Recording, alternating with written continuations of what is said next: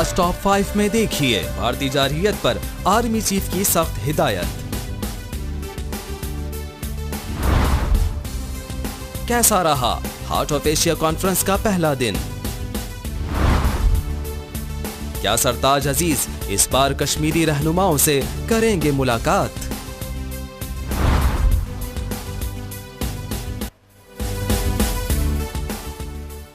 हमें फ़ख्र है अपने पाकिस्तानी होने पर, हमें फ़ख्र है अपने बोलवालास होने पर।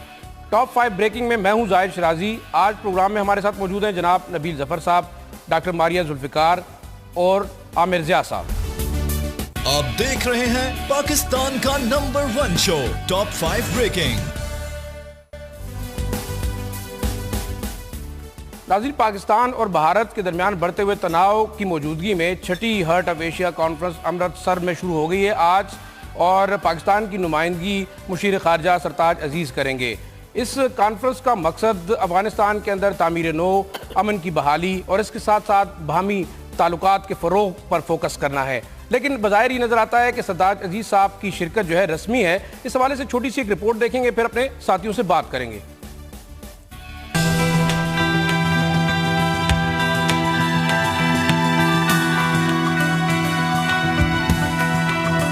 इस्तांबुल में 2 नवंबर 2011 को कायम होने वाली हार्ट ऑफ एशिया कॉन्फ्रेंस रवां बरस भारत के शहर अमृतसर में हो रही है। इस कॉन्फ्रेंस में अफगानिस्तान और पड़ोसी ममालिक के दरमियान इलाकाई ताउन बढ़ाने, सिक्योरिटी खतरात से बचाव और इलाकाई सूरत हाल के उमूर पर तबादला ख्याल किया जाता है। 14 ममालिक इस कॉन्फ्रेंस के रुकन हैं, जिनमें आज़रबाईजान, चीन, पाकिस्तान, भारत, ईरान, काज़ाकिस्तान, रूस, सऊदी अरब, ताजिकिस्तान, तुर्की, तुर्कमानिस्तान और मुत्तहिदा अरब इमारात शामिल हैं। 5वीं हार्ट ऑफ एशिया कॉन्फ्रेंस 2015 में पाकिस्तान में मुनक़िद हुई थी, जबकि आज भारत में होने वाली कॉन्फ्रेंस में पाकिस्तानी वफ़द की क़यादत मुशीर खारजा सरताज अजीज़ करेंगे। आज कॉन्फ्रेंस में सेक्रेटरी खारजा सतह की मुलाकात होगी, जबकि कल वज़रा का इजलास होगा, जिसमें भारतीय वज़ीर आज़म और अफगान सदर शिरकत करेंगे। जी आमिर साहब, रिपोर्ट आपने देखी। लगता यही है कि हिंदुस्तान और अफ़गानिस्तान स्टेट टेररिज्म का इशू उठाएंगे, क्योंकि लगता है यही बज़ाहिर नज़र आ रहा है कि जो अफ़गानिस्तान के अंदर इल्ज़ामात है पाकिस्तान पे इंसर्जेंसी के, और जो कश्मीर के अंदर है वो फोकस रहेगा और पाकिस्तान को कॉर्नर करने की कोशिश की जा रही है। देखिए, एक तो हार्ट ऑफ एशिया का एक मैंडेट ये है कि जहां और आपने जिन चीज़ों का तस्करा किया उसमें एक मैंडेट ये भी कि दहशतगर्दी के खिलाफ जो है अपना ये तमाम ममालिक किरदार अदा करेंगे। अच्छा, आपने जिस नेक्सस की बात की, दिल्ली का और काबुल का नेक्सस पाकिस्तान के खिलाफ है। अच्छा, पाकिस्तान अब क्योंकि चला गया और अमृतसर में मौजूद है हमारे मुशीर खारजा जो हैं, तो क्या इनको इस अपॉर्चुनिटी को फ़ायदा उठाना चाहिए कि जो ये नेक्सस पाकिस्तान में दहशतगर्दी कर रहे हैं उसको एक्सपोज करने के लिए? यानी कि आप देखिए कि बलूचिस्तान जो है उसमें दहशतगर्दी हो रही है, उसको एक्सपोज करना चाहिए। जो भारतीय रॉ का यहाँ पर एक नेटवर्क पकड़ा गया उसके ऊपर बात होनी चाहिए। उसके साथ साथ जिस तरह तालिबान के नासिर अफगानिस्तान में मौजूद हैं और जिस तरह से NDS और रॉ जो है फंडिंग कर रही है पाकिस्तान में नॉन स्टेट एक्टर्स को, तो उसको एक्सपोज करना चाहिए। बात सिर्फ इतनी। और आप देखिए, इसमें जो 14 रुकनी ममालिक हैं उसमें कई ममालिक जो है पाकिस्तान के दोस्त हैं, जिनको पता है पाकिस्तान की लिमिटेशंस का भी पता है, और ये भी पता है कि पाकिस्तान ने कितना ज़्यादा सफ़र किया है दहशतगर्दी के हाथों। 60,000 लोगों की कुर्बानी जो होती है वो कोई मामूली बात नहीं होती है। तो पाकिस्तान के पास मेरे ख्याल में वो तमाम आर्ग्यूमेंट हैं, बशर्ते के सरताज अजीज साहब उसको मौसम तौर पर पेश कर सके। मुझे जो डाउट है वो ये टेररिज्म में वॉर के अंदर जितनी कुर्बानियां पाकिस्तान की, आमिर साहब, वो किसी की नहीं है, लेकिन इसके बावजूद एक्नॉलेजमेंट नहीं है इंटरनेशनल सतह पर। डॉक्टर मारिया, ये बताइएगा कि अब ये भी बात की जा रही है कि बायलैटरल टॉक्स तो नहीं होंगी, ये बात बिल्कुल वाज़ेह है, लेकिन अब हिंदुस्तान की जानिब से एक नई थ्योरी ये सामने आई है कि बाकायदा हमें रिक्वेस्ट नहीं गई, फॉर्मली जो है बताया नहीं गया क्योंकि बायलैटरल टॉक्स होनी चाहिए। हालांकि दोनों साइड से क्लियर हो चुका है। हमारे जो हाई कमिश्नर उन्होंने भी कह दिया है, इंडियन जो लीडरशिप है उनकी जानिब से भी वाज़ेह बयान आया है। अच्छा, मिनिस्ट्री ऑफ एक्सटर्नल अफेयर्स के उनके जो स्पोक्स पर्सन है विकास स्वरूप, उनका परसों की स्टेटमेंट आई हुई थी कि जी कोई बायलैटरल टॉक्स नहीं होंगी। कल एक निजी टीवी चैनल पर मैं बीजेपी की सीनियर रहनुमाई कोहली साहब उनको सुन रही थी, उन्होंने भी यही कहा कि जी कोई टॉक्स नहीं होंगी, और अगर कुछ होती भी हैं तो वो अनऑफिशियल कैपेसिटी में होंगी, ऑफिशियल कैपेसिटी में नहीं होंगी। तो मुझे नहीं समझ आ रही कि इंडिया फिर अब ये क्यों रट लगा रहा है कि जी हमें पूछें ताकि हम सिर्फ ना ही अगर हमने सुननी है तो इसके लिए जो है वो किया जाए, लेकिन पाकिस्तानी लीडरशिप, अगेन हम बार बार ये बात कर रहे हैं, हमें समझ नहीं आ रही कि पाकिस्तानी लीडरशिप बज़िद क्यों है। पहले 12 घंटे का दौरा था, अब कहा जा रहा है जी मौसम की खराबी की वजह से सरताज अजीज साहब आज ही जो है वो जा रहे हैं। तो मतलब बस किसी तरह हम जल्दी से इंडिया पहुंच जाएं और वहां जाके जो है उनकी साथ अपनी बातचीत जो है वो शुरू करें। अपने बार बार हम जिक्र करते रहे हमारा एजेंडा नहीं है, हम अपने आप को डिफेंड नहीं कर सकेंगे टेररिज्म के हवाले से और हमें जाना नहीं चाहिए। अब तो बात वाज़ेह हो गई कि हम जा रहे हैं और हम उसमें शिरकत भी करेंगे, लेकिन अभी तक कोई बयानिया नज़र नहीं आ रहा कि हम हिंदुस्तान के इल्ज़ामात को कैसे टैकल करेंगे। हम कश्मीर की जो हुर्रियत और आज़ादी की जो मुहिम है उसको इंडिया साबित करेगा कि ये टेररिज्म है। अफगानिस्तान के अंदर जो उनके अपने मामलात हैं वो पाकिस्तान पे थोपे जाएंगे। क्या सरताज अजीज साहब कहेंगे आपके ख्याल से?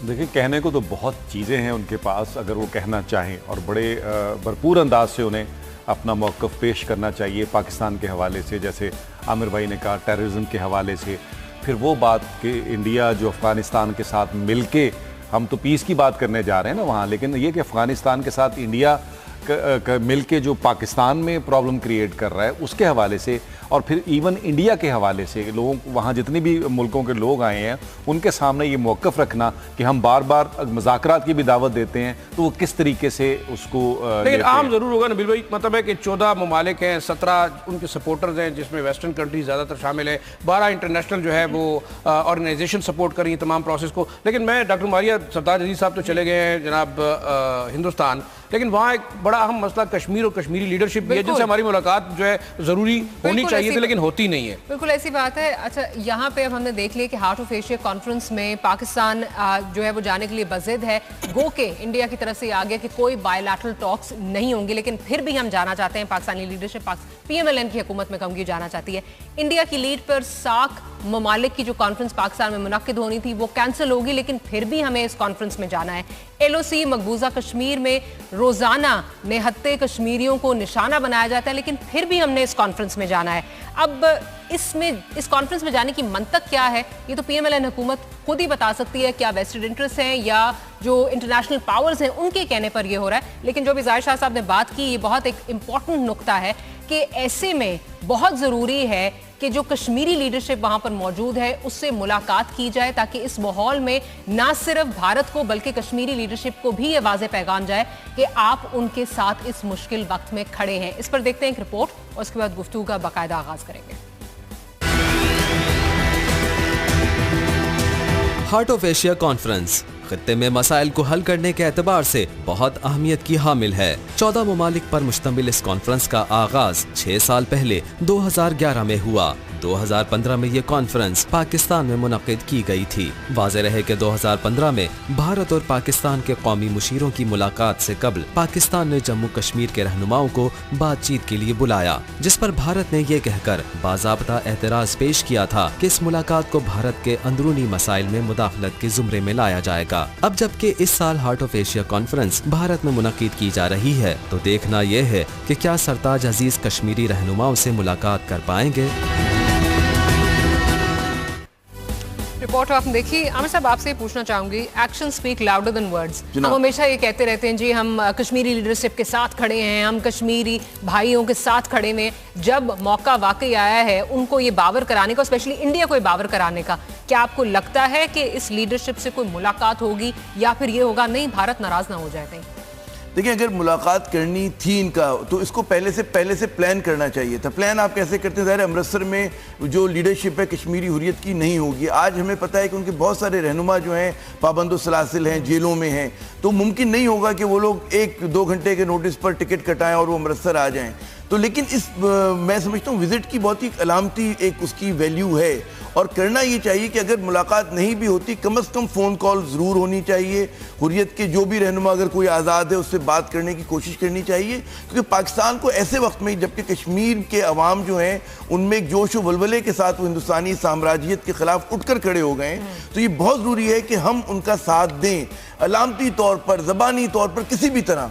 और ये अगर ये जो हमारे यहाँ लोग अंडर प्रेशर आ जाते हैं, कहेंगे जी क्योंकि मल्टीलैटरल फोरम है और क्योंकि दो तरफा वो नहीं है, तो गालिबन जो है PMLN की हुकूमत जो उसका एक ट्रैक रिकॉर्ड रहा है हमारी, हमें पता है कि वो हमेशा कोशिश करते हैं कि उनको अपीस करें, इंडियन लीडरशिप को, मोदी की लीडरशिप को अपीस करें। तो गालिबन इनको फ्रेम ऑफ माइंड से निकलना चाहिए। मेरे ख्याल में एक सिंबॉलिक टेस्ट केस है इनके लिए कि जाकर कम अज कम फोन कॉल करें, मगर मुलाकात नहीं होती। होनी तो मुलाकात चाहिए थी, इनको चाहिए था कि अमृतसर बुलाते कश्मीरी लीडरशिप को। अगर इन्होंने पहले से प्लान किया, जो इनका इरादा था कि हम जाएंगे और जाहिर है कि उस मंसूबे के तहत ये लोग गए हैं, तो कम अज कम इतना जरूर करना चाहिए था कि इनके लोगों को टोकन अलामती तौर पे बुलाते अमृतसर में। अगर ये मुमकिन नहीं तो कम से कम फोन कॉल जरूर करें। जी अच्छा, जाशा साहब, सिंबॉलिक टेस्ट आमिर साहब ने कहा है, मुझे तो लीडरशिप फेल होती हुई नजर आ रही है, इसमें मुझे पास होती हुई नजर नहीं आ रही। मैं जरा सा बैकग्राउंड में जाऊंगा। 2015 में जब मुलाकात की बात की गई तो हिंदुस्तान की जानिब से वाज़ेह स्टेटमेंट आई कि जनाब आप जो हुर्रियत लीडर से मिलेंगे तो ऐसा है कि आप टेररिस्ट मिल रहे हैं और आप उफा एग्रीमेंट की खिलाफ वर्जी कर रहे हैं, जिसमें हमने एक अंडरस्टैंडिंग की थी कि हम स्टेट टेररिज्म और जो दहशतगर्द तंजीमें हैं भारत के मुताबिक उनके खिलाफ मिलकर लड़ेंगे। मुझे ये लगता है कि 2015 में जो क्रिटिसिज्म आया, जो प्रेशर आया, इस दफ़ा बिल्कुल वाज़ेह नज़र आ रहा है कि ना इस किस्म की कोई बात हुई है कश्मीर के हवाले से, ना प्लानिंग हुई है। मेरे ख्याल में ये एक इंपॉर्टेंट फैक्टर है और भारत फिर मैं कहूँगा अपनी नैरेटिव को बड़े सक्सेसफुली आगे लेके चल रहा है कि कश्मीर के अंदर होने वाली जो हुर्रियत की जंग है, जो आज़ादी की जंग है, वो असल में टेररिज्म है और पाकिस्तान उसको प्रमोट कर रहा है और वो ये भी करेगा। लेकिन स्टेट टेररिज्म के अंदर अफगानिस्तान और हिंदुस्तान का जो मौक़िफ़ होगा इस हार्ट ऑफ एशिया कॉन्फ्रेंस में, जहाँ सरताज अजीज साहब गए हैं, वो यही होगा कि पाकिस्तान स्टेट टेररिज्म कर रहा है अफगानिस्तान के अंदर भी और पाकिस्तान के अंदर भी, जो कि बड़ा कंसर्न है। लेकिन हमारे पास कोई ऐसी प्लानिंग नहीं है कि हम बता सकें कि जो पाकिस्तान के अंदर टेररिज्म हो रहा है, बलूचिस्तान के अंदर जो ट्राइबल एरिया के अंदर, उसको स्पॉन्सर कर रहे हैं NDS और अफगानिस्तान। तो उनको भी स्टेट टेररिज्म रोकना चाहिए जिस तरह वो पाकिस्तान से डिमांड करेंगे। लेकिन अगर ये नैरेटिव है सरताज अजीज साहब का तो फिर तो बात बनती है। लेकिन मेरे ख्याल में बड़ी ज्यादती है कश्मीरी लीडरशिप को ना मिलना, शायद भारत के उस स्टांस को एंडोर्स करना लगता है मुझे, जो कि बड़ा खतरनाक हो सकता है। अच्छा नवीद साहब, ये भी जाहिर साहब ने कहा कोई प्लानिंग नहीं नजर आ रही कि इस तरह की कोई जो है वो आप अपना मौक़िफ़ जो है वो पेश कर सकें, आप अपनी जो आलमी बिरादरी उसको बता सकें। जिस तरह इंडिया लास्ट टाइम जब सुषमा साहिबा आई तो उन्होंने बड़े दबे अल्फाजों में आपको फिर दोबारा जो है वो कहा कि जी आप टेररिज्म कर रहे हैं, आप ये कर रहे हैं, आप भारत में ये इंतहा पसंदी कर रहे हैं, अफगानिस्तान में आप क्या कर रहे हैं। हमारे पास इतना मवाद जो है वो मौजूद है, फिर भी हम उसको उस तरह इस्तेमाल नहीं कर पाते। इससे सिर्फ ये नज़र आता है कि जब इंडिया से बात आती है तो फौज सिर्फ जो है वो फ्रंट फुट पे आपको नजर आती है, हमारी ये वाली लीडरशिप ये हमें बैक फुट पे नजर आती है और एक अपीसमेंट पॉलिसी जो है वो टो करती हुई नजर आ रही है। हाँ, बिल्कुल सही कह रहे हैं हमारी, ऐसा बिल्कुल हरगिज़ नहीं होना चाहिए, दोनों को एक पेज पे होना चाहिए, क्योंकि बहरहाल ये बड़ा ज़रूरी है कि तमाम जो फोर्सेस हैं वो मुल्क के हवाले से जो कमांड कर रही हैं वो उनको एक पेज पे होना चाहिए, जो कि ऐसा नज़र नहीं आता। और मैं समझता हूँ कि ये जितना भी इस हवाले से हम बात करेंगे तो मुझे लगता है ये कोई पॉलिसी, वाज़ेह पॉलिसी इनके पास है नहीं, या ये करना नहीं चाहते। फिर दूसरा ये कि हमारा मीडिया भी मुझे लग रहा है उस तरीके से नहीं करता जिस तरह इंडिया का मीडिया करता है, वो नैरेटिव नहीं बना सके, बनाते नहीं है। अच्छा आमिर साहब, बड़ी इंटरेस्टिंग चीज़ है, कल मैं सुन रही थी जो डिफरेंट टेलीविजन टॉक शोज पे, तो उसमें ये आ रहा था कि even Indian leadership is surprised कि पाकिस्तान अभी भी शिरकत करने के लिए आ रहा है। ये भी एक पॉइंट ऑफ व्यू आ रहा है वहां से, बिल्कुल आपने सही कहा कि जाहिर है कि उन्हें हैरत होगी और ये खुशगवार हैरत होगी कि इस तमाम जितना उन्होंने इन पर इल्ज़ामात की बौछार की, जितना जुल्म किया, जबर किया, उसके बावजूद जो हैं ये लोग आ रहे हैं, मैं आ रहा हूँ करते हुए ये लोग पहुँच रहे हैं। और जाहिर है कि ये जो आपने बात की ना कि इंडियन जो मीडिया है वो बहुत ही नेशनलिस्टिक है अपनी अप्रोच में, और हमारा एक बहुत बड़ा जो सेक्शन ऑफ मीडिया है वो बदकिस्मती से ये नहीं करता। लेकिन आप ये देखें, ठीक है हार्ट ऑफ एशिया में जा रहे हैं सरताज साहब, लेकिन एक जो बहुत ही अहम और मेरे ख्याल में जो पैगाम दिया गया है पाकिस्तान की तरफ से, मैं याद करना चाहिए कि जब जनरल राहील शरीफ साहब का आखिरी खिताब था, उनका आखिरी दिन था बतौर आर्मी चीफ, तो उन्होंने कहा था कि जी पाकिस्तान के सब्र तहम्मुल की पॉलिसी को जो है हमारी कमज़ोरी ना समझा जाए किसी तौर पर। अच्छा, इसी चीज़ की हमें इन्हीं ख्यालात की जो गूंज है वो जो हमारे नए आर्मी चीफ आए हैं कमर जावेद बाजवा साहब, उनकी गुफ्तगू में भी नज़र आई है। और जब वो उन्होंने पहली मरतबा LOC का दौरा किया तो उन्होंने भी कहा कि अगर भारत जारियत का मुर्तकिब होता है तो उनको दंदान शिकन जवाब देना चाहिए। इसके साथ साथ एक और बहुत उन्होंने अहम बात की, वो ये बात की कि जब तक मसला कश्मीर हल नहीं होता उस वक्त तक इस खित्ते में पायदार अमन जो है वो कायम नहीं हो सकता।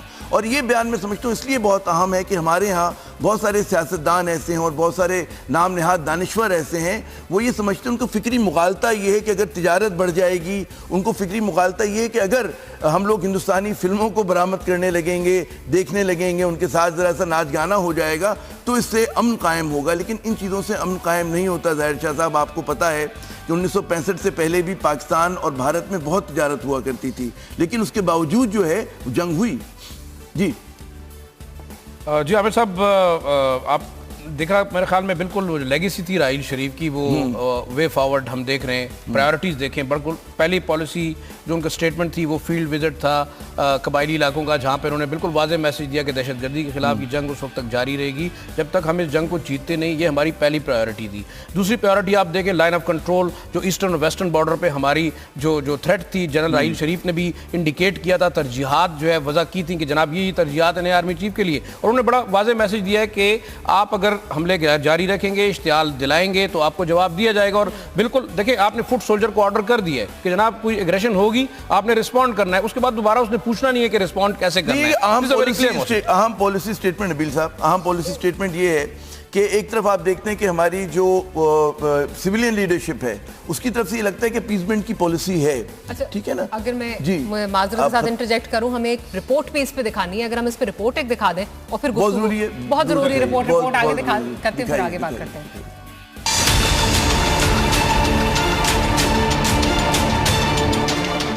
LOC पर भारत की जानिब से बिला इश्तियाल फायरिंग का सिलसिला ताहाल जारी है। Chief of army staff general Qamar Javed Bajwa ने पाक फौज को हिदायत की है कि लाइन ऑफ कंट्रोल पर भारत की जानिब से किसी भी किस्म की जारहियत और खिलाफ वर्जी का भरपूर जवाब दिया जाए। ISPR के मुताबिक आर्मी चीफ ने पाक फौज 10 कोर के हेडक्वार्टर्स और LOC पर मोर्चों का दौरा किया। इस दौरान आर्मी चीफ को लाइन ऑफ कंट्रोल पर सिक्योरिटी सूरत हाल पर ब्रीफिंग दी गई और भारत की जानिब से बिला इश्तियाल फायरिंग और पाक फौज की जानिब से जवाबी कार्रवाई से आगाह किया गया। आर्मी चीफ ने LOC पर तैनात जवानों की बेहतरीन कारकर्दगी को सराहा। उन्होंने कहा कि भारत कश्मीर पर होने वाले मजालिम से दुनिया की तवज्जो हटाने के लिए LOC पर जारहियत का मुजाहरा कर रहा है। आर्मी चीफ ने कहा कि दोनों ममालिक में अमन कायम करने के लिए मसला कश्मीर को अक़वाम मुत्तहिदा की करारदादों के मुताबिक हल करना होगा। कि एक तो हमारी सिविलियन गवर्नमेंट की पॉलिसी है जिसमें नजर आता है कि वो पीसमेंट की तरफ जाती है, वो चाहती है कि हर कीमत पर मुज़ाकरात हों। लेकिन हमारा फौज जो कि पाकिस्तान का सबसे मुनज़्ज़म, सबसे ताकतवर इदारा है, उसके आउटगोइंग आर्मी चीफ ने एक पैगाम दिया, नए आर्मी चीफ का एक बयान है। जो इंस्टीट्यूशनल पॉलिसी है वो आवाम को बहुत उम्मीद देती है। बिल्कुल सही कह रहे हैं। इसमें सिविल गवर्नमेंट की जो कोशिश है वो बहुत बुरी कोशिश नहीं है। पीस होना चाहिए, लेकिन वो उसकी भी कोई कोई तरीकाकार होगा, किस तरह से होना चाहिए, कोई तरीकाकार होगा। अंग्रेजी में कोई मुहावरा है, वो है क्लीशे में कहूंगा कि जी bad peace is even worse than war. बिल्कुल सही कह रहे हैं। बुरा हम चाहते हैं तो वो बहुत बुरा होता है। जी बिल्कुल सही कह रहे हैं आप। लेकिन ये कि वो उस हवाले से जितने एग्रेसिव या जितना प्रॉपर जवाब हमारी फौज देती है, वाकई हमारी सिविल गवर्नमेंट इतनी एग्रेसिव नहीं आती। अगर आप कंपैरेटिवली देखें इंडिया की तरफ, तो आपको उनकी फौज उतनी एग्रेसिव नजर नहीं आती जितनी सिविल गवर्नमेंट उनकी आपको। लेकिन हमारी गवर्नमेंट उनको एंडोर्स कर रही है ना कि हम आपके साथ खुश हैं, बायलैटरल ताल्लुकात रखेंगे, कारोबार करेंगे, आपके साथ बिजनेस करेंगे। देखिए जाहिर भाई, ये पॉसिबल ही नहीं है। जब आप बार बार पीस की बात कर रहे हैं, वो बार बार आपके साथ LOC पर उसकी मुखालफत करते हैं, तोड़ते हैं अपने मुआहदे को, और बार बार आप पर इस तरह के अटैक्स करते हैं। डॉक्टर मारी ये बताएं, एक तरफ तो हमें नजर आता है कि जो पाकिस्तानी लीडरशिप है, इसका खुसूसी फौज की लीडरशिप है, वो बड़ा मुझे सुकून से नजर आती है। हालांकि वेस्टर्न बॉर्डर हमारा गर्म है, हमें पता है कि दहशतगर्दी के खिलाफ लड़ाई भी हो रही है, ये मशरकी महाज हमारा गर्म है, लेकिन उनमें एक कॉन्फिडेंस है, कोई पैनिक सिचुएशन नजर नहीं आती, उसमें कुछ तरह का एंगर नजर नहीं आता जिस तरह वो भारत की तरफ से नजर आते, जंगी जुनून। उसके बावजूद जो भी कहते हैं मेजर्ड कहते हैं, बहुत ही नपा-तुला सही अंदाज से। बिल्कुल नपा-तोला सही अंदाज से, क्योंकि उनको पता है कि जब उनको वो रिएक्शन देना पड़ेगा, उनको काउंटर करना पड़ेगा भारत की तरफ से जो भी उनके एक्शंस हैं, तो वो उसके लिए रेडी हैं। भारत की तरह हम ये जंगी जुनून में नहीं मुब्तला, और हम रोज़ ये नहीं कहते हमने सर्जिकल स्ट्राइक कर दी और हमने ये कर दिया और हमने वो कर दिया। जितने आपको याद होगा गुज़िश्ता रोज़ में भी जो कैजुअल्टी फिगर्स आए थे वो बड़े नपे तोले थे। हमने ये नहीं कहा कि हमने इतने फौजियों को वहाँ पे जो है वो मार दिया। तो फौज को पता है और फौज की पॉलिसी में एक तसलसल है, जो आउटगोइंग आर्मी चीफ ने भी कहा, जो नए आर्मी चीफ ने भी कहा, एक ही लाइन को हम लेके चल रहे हैं। और स्पेशली हम पहले भी इस पे बात कर चुके हैं, जो कि बहुत बहुत मजबूत बात है। अच्छा, यहाँ पर वक्त हुआ वक्फे का, जब हम दोबारा आएंगे वक्फे के बाद तो बात करेंगे कुछ कराची शहर पर और उसके बड़े बड़े मसाइल पर।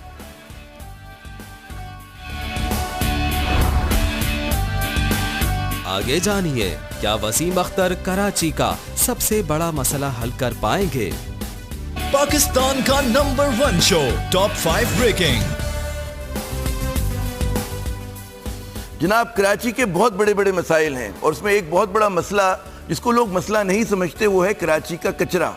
और कचरे के आप जब हम बात करते हैं ना कचरे की, तो आपको गली गली मोहल्ले मोहल्ले बिल्कुल ढेर पहाड़ियाँ नज़र आती हैं कचरे की। और जिसको हम कहते होंगे, वो जो हमारे एक्सपर्ट से कहते हैं जी सॉलिड वेस्ट, और सॉलिड वेस्ट को डिस्पोज करने का कराची में कोई तरीका है, वारदात नहीं है। अब हर चीज़ इस मुल्क में अंदाजे के हिसाब से चल रही है, क्योंकि सेंसस नहीं हुआ तो हमें यह भी नहीं पता कि कराची जैसा शहर जो है वो कितना रोज़ाना सॉलिड वेस्ट यानी कि कचरा जो है वो पैदा करता है। बाज़ एस्टिमेट कहते हैं जी 8,000 टन, कुछ लोग कहते हैं 12,000 टन। अभी मेरी एक प्रोग्राम से पहले एक एक्सपर्ट से बात हो रही थी तो उन्होंने कहा कम से कम 12,000 टन यौमिया यहाँ पर कचरा पैदा होता है। और वो सारा का सारा जो कचरा है वो दो जो हमारे डंपिंग ग्राउंड्स हैं कोरंगी में और एक सुरजानी टाउन में, सारा वहाँ नहीं जाता बल्कि हमारे गली मोहल्लों में बिखेर दिया जाता है। उसकी बड़ी वजह करप्शन भी है, माफियाज भी हैं कि हमारे यहाँ कचरा चुनना जो है वो एक बहुत बड़ा कारोबार है। उसको रिसाइकल होता है, उसमें वो कहते हैं सालाना 1 से 2 अरब रुपए का रिसाइकलिंग का बिजनेस सिर्फ कराची में होता है। 40 से 50,000 बच्चे अगवानी जो हैं वो यहाँ पर कचरा उठाते हैं। जो बहुत सारे ठेकेदार हैं वो केएमसी के ट्रक्स को रिश्वत देते हैं कि वो डंपिंग ग्राउंड में ना लेके जाएं उस कचरे को, बल्कि उस कचरे को वो वहीं कहीं फेंक दें ताकि उसमें से वो शीशे की बोतलें निकाल लें, मेटल निकाल लें, ड्राई वेस्ट जिसको कहते हैं उसको निकाल लें। तो ये पूरे पॉलिटिक्स है, करप्शन है। अब सवाल ये पैदा होता है कि हमारे जो नए मेयर साहब हैं ये किस तरह से इस मसले को हल करेंगे, क्योंकि जो कैपेसिटी है हमारे शहर में इस कचरे को डिस्पोज करने की वो तो 10 से 15% से ज़्यादा नहीं है। और बाकी जो कचरा है वो खुद ब खुद ही जो है वो कुदरत जो है वो उसको ठिकाने लगाती है, लेकिन पब्लिक कॉस्ट की, पब्लिक की हेल्थ के ऊपर। तो हम इस इशू पे बात करेंगे, लेकिन बात करने से पहले एक पैकेज देखते हैं और उसके बाद हम अपनी गुफ्तगू का सिलसिला आगे बढ़ाते हैं।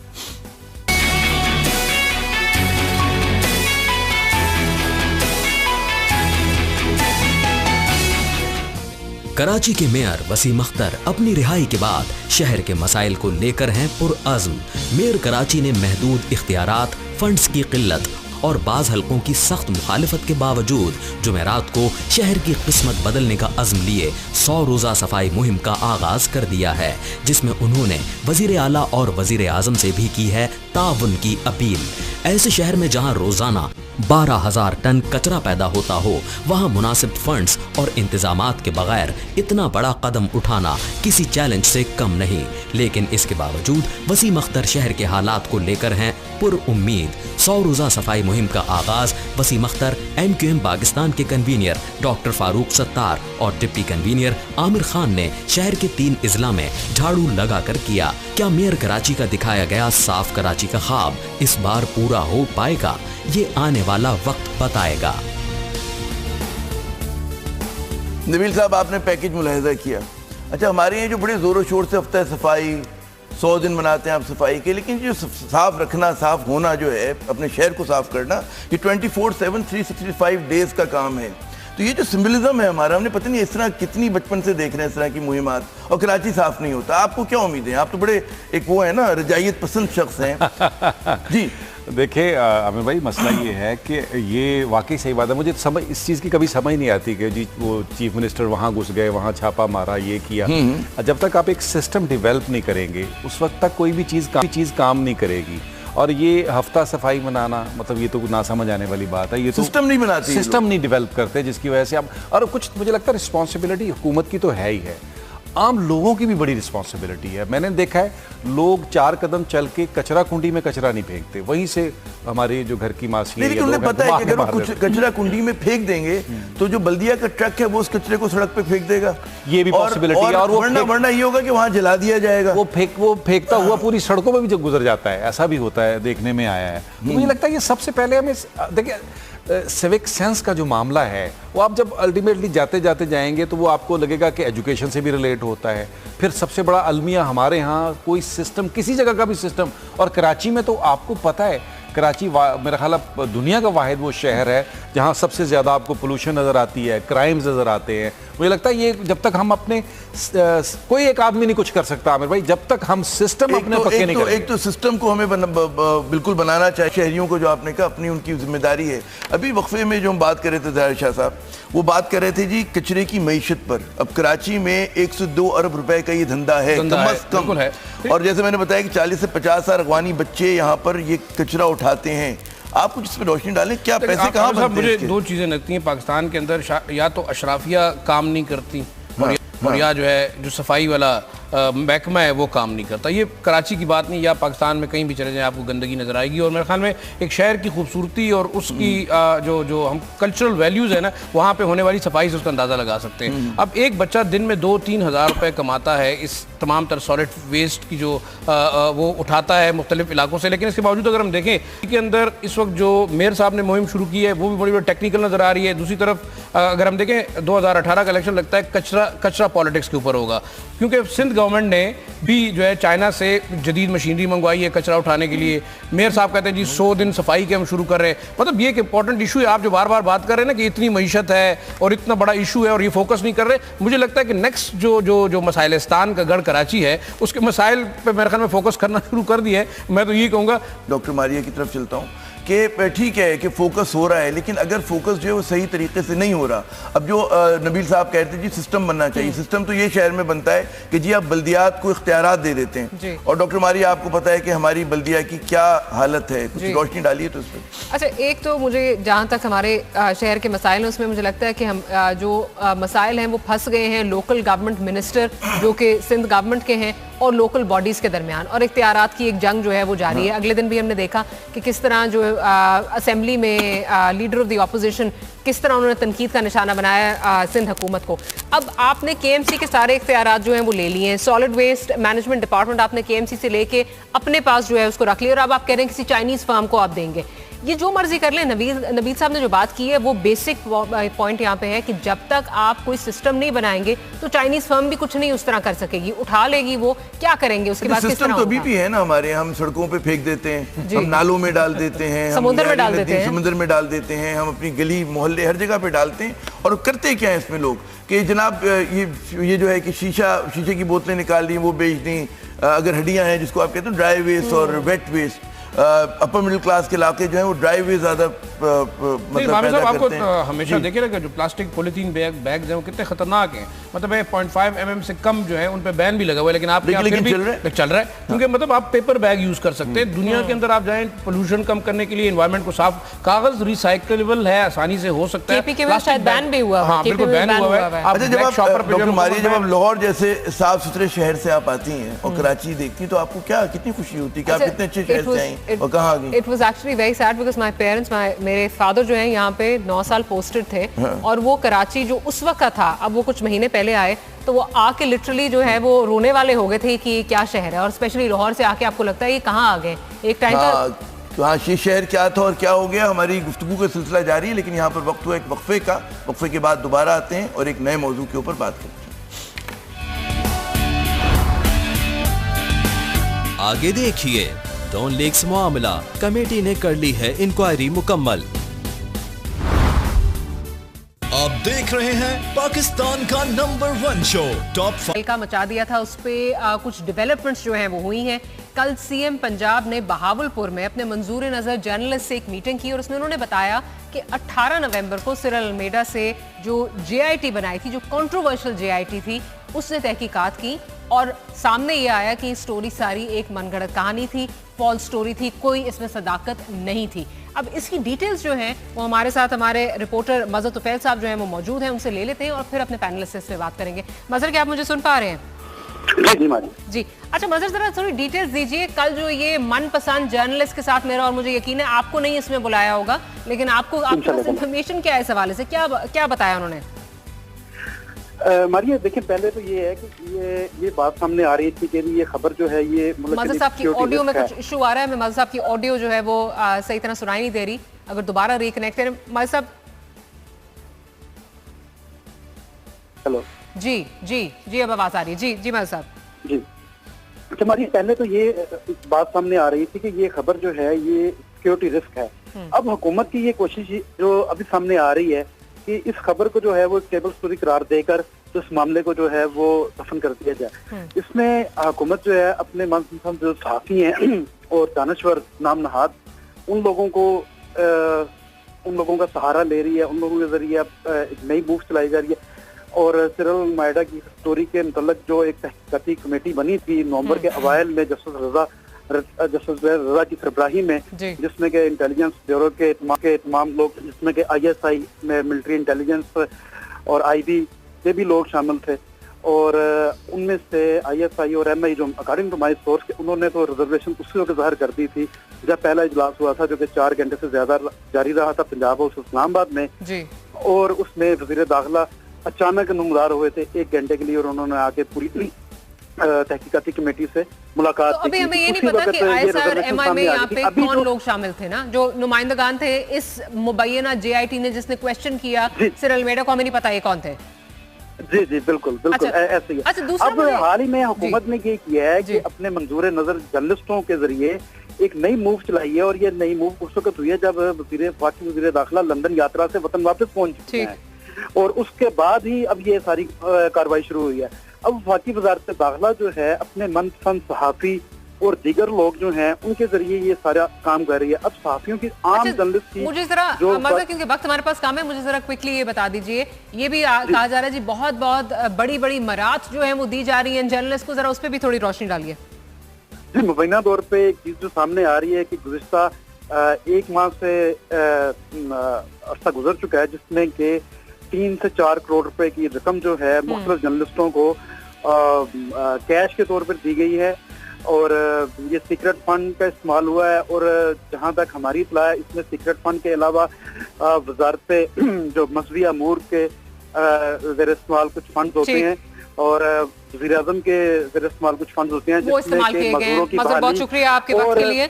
अच्छा आमिर साहब, अगर ये फॉल्स स्टोरी है, मनगढ़ंत कहानी है, तो then shouldn't Dawn and the journalist be taken to task? Simple सा मेरे ज़हन में ये सवाल आ रहा है, अगर ये सारी फॉल्स कहानी है। नहीं, देखिए अगर कि ये झूठी कहानी है और ये बिल्कुल जो वो कह रहे हैं मुबैना तौर पर टेबल स्टोरी है, तो जाहिर है कि फिर इसका फॉलो अप होना चाहिए और जो लोग इसमें मुलव्विस हैं उनको एक्सपोज करना चाहिए और उनको सजा मिलनी चाहिए। तो तयशुदा बात है। लेकिन अच्छा, हमें भी डॉन का इतना पता है और सिरिल का कम से कम इतनी तो वाकफियत रखता हूँ कि सिरिल जो है वो टेबल स्टोरी कुछ सोच कर उस पर इल्हाम नहीं हुआ होगा कि उसने लिख दी है। ये खबर उसको किसी ने दी है और सिरिल ने इसको सही समझकर, सच समझकर इस खबर को छापा है या डॉन ने छापा है।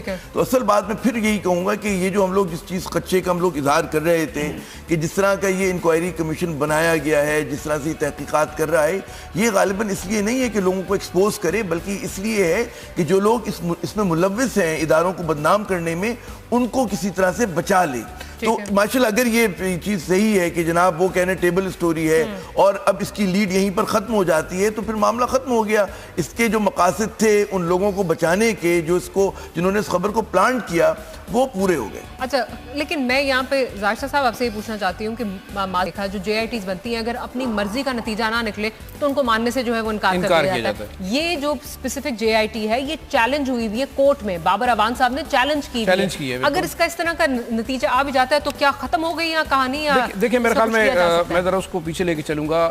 JIT तो फैसला करेगी लाइकली, जैसे चीफ मिनिस्टर पंजाब ने कहा कि कोई सिक्योरिटी लीक नहीं हुआ, स्टोरी प्लांटेड थी या प्लांट कराई थी। लेकिन अहम पॉइंट क्या है आपके इंटीरियर मिनिस्टर चौधरी निसार ने पहले ही एक लाइन दी हुई है, हम पहले बार बार ये बात करते रहे, उन्होंने उस वक्त अनाउंस कर दिया था कि जनाब कोई सिक्योरिटी लीक नहीं है। नहीं, पहले कहा है, लेकिन बाद में क्या था कि ये सिर्फ एक ऐसी खबर है, मनगढ़ंत है, ऐसी कोई बात हुई नहीं थी, इंफॉर्मेशन जो है वो कंप्लीट नहीं है। आपने बिल्कुल, अगर सिरिल ने अपने सोर्स पे ट्रस्ट करके ये खबर चलाई है, अब सोर्स वो डिस्क्लोज नहीं करेगा, बार बार यही कहते रहे कि सोर्स डिस्क्लोज नहीं, और हमें भी एज ए साफी सोर्स हम डिस्क्लोज नहीं करेंगे। नेशनल इंटरेस्ट का इशू, पाकिस्तान की सालमियत का इशू चौधरी निसार साहब ने पहले ही इस स्टोरी से निकाल दिया है। अब चार्ज क्या होगा आपका, लेबल और सिलेंडर का चार्ज होगा, जिसमें आप जो है ज्यादा से ज्यादा मतलब अखबार को उस हिसाब से या उस सहाफी को उस हिसाब से जो है वो सजा दे सकते हैं। लेकिन क्रेडिबिलिटी सिरिल फिर भी खराब होगी। अब देखें वो स्टैंड लेता है, अखबार उनका स्टैंड लेता है या नहीं लेता, लेकिन अगर मिडल वे ये निकाल रहे हैं, जैसे कि अब कैंपेन करेंगे ये लोग, चौधरी निसार साहब वापस आए, अब कैंपेन शुरू हो जाएगी कि जनाब कुछ भी नहीं था स्टोरी के अंदर, सिर्फ जो है मामूली सी मिसअंडरस्टैंडिंग थी। नवीद साहब, अगर मुझे अलाउ करें आमिर साहब से, एक मुझे समझ में ये नहीं आ रहा, पहले भी कर चुके हैं, जो अफेक्टेड क्वार्टर है वो इस पे जो है उनकी तरफ से तहफ़्फ़ुज़ात क्यों नहीं आ रहे? जनरल राहिल शरीफ साहब ने एक बड़ा स्ट्रॉन्ग स्टांस इस पे लिया था। अब हम देख रहे हैं ISI MI वाले, MI के जो रिप्रेजेंटेटिव हैं उनका नाम भी नहीं आ रहा, उन्होंने तहफ़्फ़ुज़ात अपने पहले जो है वो शो कर दिए थे। वो इस पे चुप किस तरह है और इसका रिजल्ट किस तरह मान लेंगे? उनकी डेफेमेशन पूरे दुनिया में उनकी डेफेमेशन हुई है। देखिए हमारी ये बात ही, क्योंकि अब मिलिट्री में चेंज ऑफ लीडरशिप है, तो कम से कम नवाज शरीफ साहब और उनके जो हवारी हैं उनको एक ब्रीदर तो मिला है। अच्छा, जब तक ये नई लीडरशिप पूरी तरह से हावी नहीं हो जाती, देखिए बात सिर्फ इसकी नहीं कि राहिल शरीफ साहब या उनके जो साथी थे उनको डिफेम किया गया है, डिफेम किया गया है इदारे को, और पूरे मुल्क में नहीं किया गया, पूरी दुनिया में किया गया, कैंपेन बनाई गई है, तो इसकी तहकीकात तो होनी चाहिए।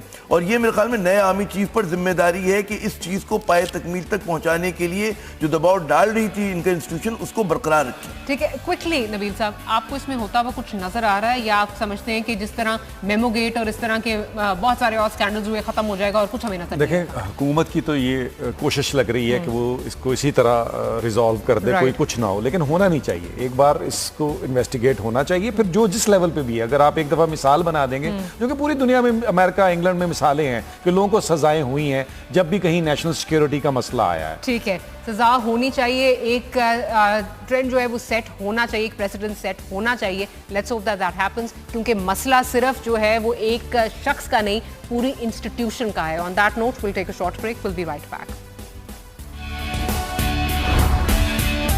वक्फे के बाद देखिए ट्रैफिक कवानीन की खिलाफ वर्जी, अब होगी कैमरों की ज़ेरे निगरानी।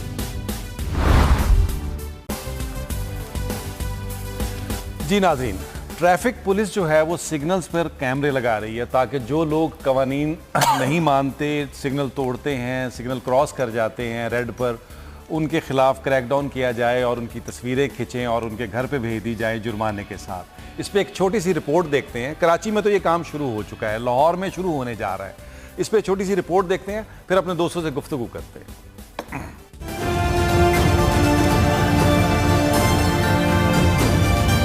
लाहौर में ट्रैफिक कवानीन की खिलाफ वर्जी पर अब होगा अलग तरह से चालान। अब चालान की पर्ची खुदकार निजाम के तहत कटेगी। ट्रैफिक कवानीन की खिलाफ वर्जी पर सड़कों पर लगे कैमरे तस्वीर बनाएंगे और गाड़ी की नंबर प्लेट ट्रेस करके ये चालान तस्वीर के साथ घर आ जाएगा। ई सिस्टम का मकसद ट्रैफिक वार्डन्स और शहरियों के दरमियान तकरार के वाकयात को रोकना है।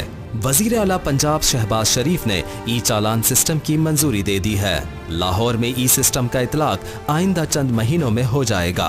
तवक्को है कि इससे ट्रैफिक हादसात में भी कमी आएगी। जी, कराची में ये सिस्टम जो है कुछ महीनों से शुरू है और लाहौर में शुरू होने जा रहा है। बाकी शहरों में उम्मीद करते हैं कि शुरू कर दिया जाएगा, जो कि काफ़ी दूर लग रहा है। मुझे बताइए ज़ाहिर भाई, ये ट्रैफिक पुलिस के साथ नाइंसाफ़ी नहीं होगी? मुझे बड़ी और सूरत हाल नजर आ रही है। कभी मिस्टर चिप्स को ले आते हैं, कभी डॉल्फिन ले आते हैं। अब ये जो नया सिस्टम, लेकिन सर मैं बड़ा परेशान इस वजह से हूँ कि आप ये चालान और तस्वीर लेने के बाद भेजेंगे किसके घर? हाँ, गाड़ी किसके नाम? नहीं, गाड़ी किसकी? आपकी हज़ारों गाड़ियाँ नॉन रजिस्टर्ड हैं, आप उसकी ओनरशिप नहीं है। बेसिकली होता तो ये है कि जिसके नाम गाड़ी होती है उसके नाम वो तस्वीर एक जुर्माने के साथ। आप क्या करें, तस्वीरें उतारते जाएं, फिर पता नहीं चलेगा जी गाड़ी किसकी। अब यही होगा कि आपकी गाड़ी की मुझे आएगी और मेरी गाड़ी की आपको आएगी। हाँ आमिर भाई, आप क्या कहते हैं? हालांकि सिस्टम अच्छा है, लेकिन हमारे यहाँ यूज हो सकता है जहाँ लोगों के नाम अपनी गाड़ियाँ नहीं है, रजिस्टर्ड गाड़ियाँ नहीं है। आपको वैसे तस्वीर खिंचवाने का अगर शौक है तो मैं बार बार मैं तोड़ूंगा सिग्नल। खैर मैंने आज तक कभी सिग्नल नहीं तोड़ा, लेकिन आप बिल्कुल दुरुस्त कह रहे हैं, हमारे यहाँ डाटा नहीं है ना असल। जब डाटा नहीं होगा तो इस तरह का कोई भी सिस्टम आप लाएंगे, सिस्टम जो है इनिशिएटिव जो है काम नहीं करेगा। उससे पहले आपको डाटा अपना ठीक करना पड़ेगा। और हमारे यहाँ तो देखे ना, लोगों के पास लाइसेंस नहीं है। वो जो दुनिया में होता है ना पॉइंट सिस्टम है, अगर आपने इतनी बार लिया तो आपसे और दूसरी बात अगर मैं ये भी बता दूं कि अगर बाहर का कुछ सिस्टम ला के यहाँ दोबारा ट्रायल किए जाएं लोगों से, तो आधे लाइसेंस कैंसिल हो जाएंगे पाकिस्तान में जो लोगों ने दिए हुए हैं। अच्छा, एक और बड़ा इशू है इसमें, मैंने तो बहुत ज्यादा ये देखा है कि एक लाइसेंस प्लेट, नंबर प्लेट जो है वो 2-3 गाड़ियों पे लगी हुई है। हमारे यहाँ बहुत होता है, कराची में तो बहुत ज्यादा होता था, क्योंकि बैकलॉग इतना ज्यादा था, वो नंबर प्लेट्स उस तरह आ नहीं रही थी। तो वो किसके घर भेजेंगे? वही बात है कि किस के घर पर वो। इसमें सिर्फ ये होगा कि आपको एक दिन आप सुबह उठेंगे, आपने कोई सिग्नल नहीं तोड़ा हुआ, तो आपको पता चलेगा कि भाई आपको एक तस्वीर आई है जो आप कहेंगे नहीं भाई मेरी नहीं है। तो इसके लिए जी नाज़रीन, इसके लिए सिस्टम को ठीक करना पड़ेगा, ये मेक श्योर करना पड़ेगा कि जिनके पास गाड़ियां हैं उन्हीं के नाम। आज टॉप 5 में देखिए भारतीय जारहियत पर आर्मी चीफ की सख्त हिदायत। कैसा रहा हार्ट ऑफ एशिया कॉन्फ्रेंस का पहला दिन? क्या सरताज अजीज इस बार कश्मीरी रहनुमाओं से करेंगे मुलाकात?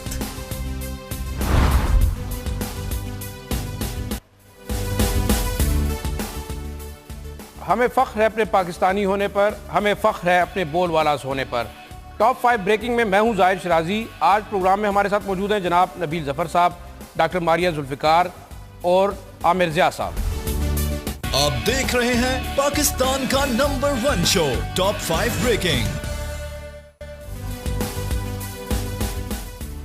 नाज़रीन, पाकिस्तान और भारत के दरमियान बढ़ते हुए तनाव की मौजूदगी में छठी heart of Asia conference Amritsar में शुरू हो गई है आज, और पाकिस्तान की नुमाइंदगी मुशीर खारजा सरताज अजीज़ करेंगे। इस कॉन्फ्रेंस का मकसद अफगानिस्तान के अंदर तामीर नो, अमन की बहाली और इसके साथ साथ बाहमी ताल्लुकात के फ़रोग़ पर फोकस करना है। लेकिन बज़ाहिर ये नज़र आता है कि सरताज अजीज़ साहब की शिरकत जो है रस्मी है। इस हवाले से छोटी सी एक रिपोर्ट देखेंगे, फिर अपने साथियों से बात करेंगे।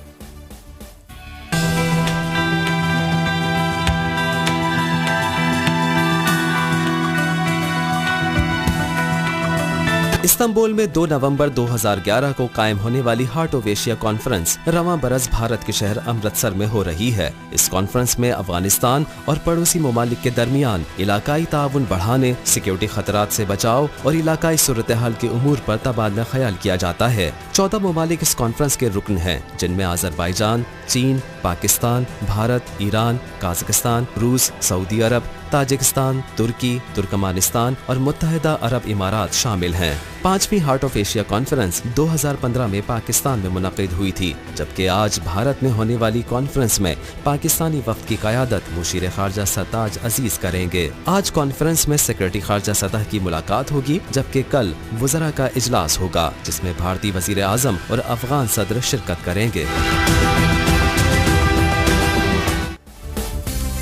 जी आमिर साहब, रिपोर्ट आपने देखी, लगता यही है कि हिंदुस्तान और अफ़गानिस्तान स्टेट टेररिज्म का इशू उठाएंगे, क्योंकि लगता है यही बज़ाहिर नज़र आ रहा है कि जो अफ़गानिस्तान के अंदर इल्ज़ामात है पाकिस्तान पे इंसर्जेंसी के, और जो कश्मीर के अंदर है वो फोकस रहेगा और पाकिस्तान को कॉर्नर करने की कोशिश की जा रही है।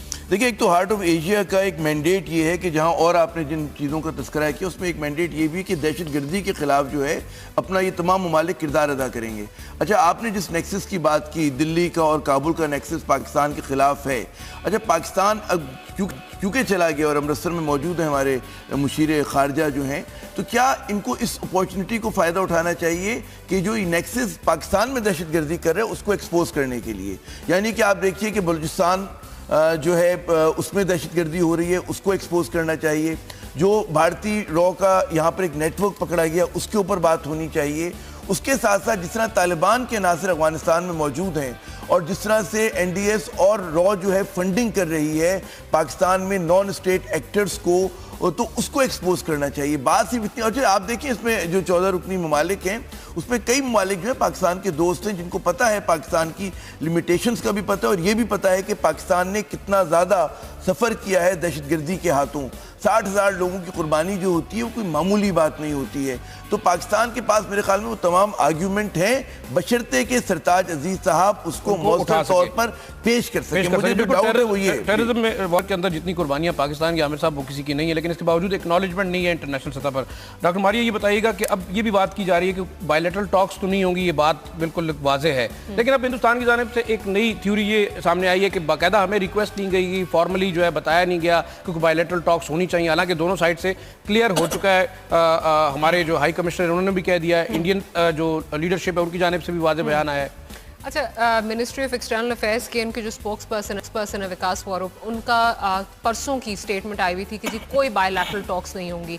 कल एक निजी टीवी चैनल पर मैं बीजेपी की सीनियर रहनुमाई कोहली साहब उनको सुन रही थी, उन्होंने भी यही कहा कि जी कोई टॉक्स नहीं होंगी और अगर कुछ होती भी हैं तो वो अनऑफिशियल कैपेसिटी में होंगी, ऑफिशियल कैपेसिटी में नहीं होंगी।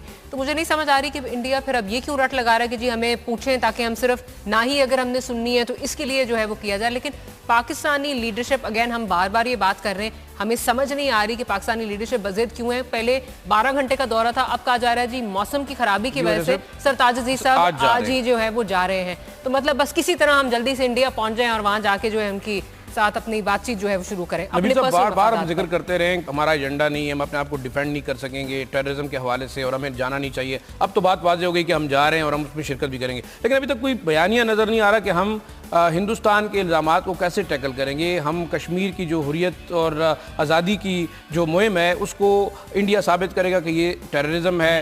अफगानिस्तान के अंदर जो उनके अपने मामलात हैं वो पाकिस्तान पर थोपे जाएंगे। क्या सरताज अजीज साहब कहेंगे आपके ख्याल से? देखिए, कहने को तो बहुत चीज़ें हैं उनके पास, अगर वो कहना चाहें और बड़े भरपूर अंदाज से उन्हें अपना मौक़िफ़ पेश करना चाहिए पाकिस्तान के हवाले से। जैसे आमिर भाई ने कहा टेररिज्म के हवाले से, फिर वो बात कि इंडिया जो अफ़गानिस्तान के साथ मिलके, हम तो पीस की बात करने जा रहे हैं ना वहाँ, लेकिन ये कि अफ़गानिस्तान के साथ इंडिया मिलके जो पाकिस्तान में प्रॉब्लम क्रिएट कर रहा है उसके हवाले से, और फिर इवन इंडिया के हवाले से लोगों वहाँ जितने भी मुल्कों के लोग आए हैं उनके सामने ये मौक़िफ़ रखना कि हम बार बार मुज़ाकरात की भी दावत देते हैं तो वो किस तरीके से उसको लेकिन आम ज़रूर होगा नबील भाई, मतलब है कि 14 ममालिक हैं, 17 उनके सपोर्टर्स हैं जिसमें वेस्टर्न कंट्रीज ज़्यादातर शामिल है, 12 इंटरनेशनल जो है वो ऑर्गेनाइजेशन सपोर्ट कर रही है तमाम प्रोसेस को। लेकिन मैं डॉक्टर मारिया, सरताज अजीज साहब तो चले गए हैं जनाब हिंदुस्तान, लेकिन वहाँ एक बड़ा अहम मसला कश्मीर और कश्मीरी लीडरशिप भी है जिनसे हमारी मुलाकात जो है ज़रूरी होनी चाहिए थी लेकिन होती नहीं है। बिल्कुल ऐसी बात है। अच्छा, यहाँ पे अब हमने देख लिया कि हार्ट ऑफ एशिया कॉन्फ्रेंस में पाकिस्तान जो है वो जाने के लिए बज़िद है, बावजूद जो है ये लोग आ रहे हैं, मैं आ रहा हूँ करते हुए ये लोग पहुँच रहे हैं। और जाहिर है कि ये जो आपने बात की ना कि इंडियन जो मीडिया है वो बहुत ही नेशनलिस्टिक है अपनी अप्रोच में, और हमारा एक बहुत बड़ा जो सेक्शन ऑफ मीडिया है वो बदकिस्मती से ये नहीं करता। लेकिन आप ये देखें, ठीक है हार्ट ऑफ एशिया में जा रहे हैं सरताज साहब, लेकिन एक जो बहुत ही अहम और मेरे ख्याल में जो पैगाम दिया गया है पाकिस्तान की तरफ से, मैं याद करना चाहिए कि जब जनरल राहील शरीफ साहब का आखिरी खिताब था, उनका आखिरी दिन था बतौर आर्मी चीफ, तो उन्होंने कहा था कि जी पाकिस्तान के सब्र तहम्मुल की पॉलिसी को जो है हमारी कमज़ोरी ना समझा जाए किसी तौर पर। अच्छा, इसी चीज़ की हमें इन्हीं ख्यालात की जो गूंज है वो जो हमारे नए आर्मी चीफ आए हैं कमर जावेद बाजवा साहब, उनकी गुफ्तगू में भी नज़र आई है। और जब वो उन्होंने पहली मरतबा LOC का दौरा किया तो उन्होंने भी कहा कि अगर भारत जारियत का मुर्तकिब होता है तो उनको दंदान शिकन जवाब देना चाहिए। इसके साथ साथ एक और बहुत उन्होंने अहम बात की, वो ये बात की कि जब तक मसला कश्मीर हल नहीं होता उस वक्त तक इस खित्ते में पायदार अमन जो है वो कायम नहीं हो सकता। और ये बयान मैं समझता हूँ इसलिए बहुत अहम है कि हमारे यहाँ बहुत सारे सियासतदान ऐसे हैं और बहुत सारे नाम नहाद दानिश्वर ऐसे हैं, वो ये समझते हैं, उनको फिक्री मुगालता ये है कि अगर तिजारत बढ़ जाएगी, उनको फिक्री मुगालता ये है कि अगर हम लोग हिंदुस्तानी फिल्मों को बरामद करने लगेंगे, देखने लगेंगे, उनके साथ ज़रा सा नाच गाना हो जाएगा तो इससे अमन कायम होगा। लेकिन इन चीज़ों से अमन कायम नहीं होता। ज़ाहिर शाह साहब, आपको पता है कि 1965 से पहले भी पाकिस्तान और भारत में बहुत तिजारत हुआ करती थी, लेकिन उसके बावजूद जो है जंग हुई।